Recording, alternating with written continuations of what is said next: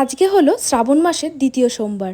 সকালবেলা স্নান সেরে পুজো কমপ্লিট করে নিয়েছি। ঘরেই আজকে পুজো দিয়ে নিলাম, মন্দিরে আর যাওয়া হলো না। আর আগে থেকেই সাবু ভিজিয়ে রেখেছিলাম, আজকে যেহেতু সাবু মাখা খাবো তাই। আর তার মধ্যে একটা লাড্ডু ভেঙে দিয়ে দিলাম। আর কোনো মিষ্টি আমি অ্যাড করবো না, এটাতেই মিষ্টির কাজ করে দেবে। তার সাথে দিচ্ছি একটা কলা, অন্যান্য ফলও অ্যাড করা যেতে পারে বাট আমি করছি না। আর 5-6টা মতো খেজুর ভিজিয়ে রেখেছিলাম, সেই খেজুরও দিয়ে দিলাম। আর তার সাথে অবশ্যই গুঁড়ো দুধ ম্যান্ডেটারি, নাহলে তো সেই টেস্টটা আসবে না। তার সাথে দিলাম একটু দুধ। সব কিছুকে এবার ভালোভাবে মেখে নিলেই টেস্টি সাবু মাখা রেডি।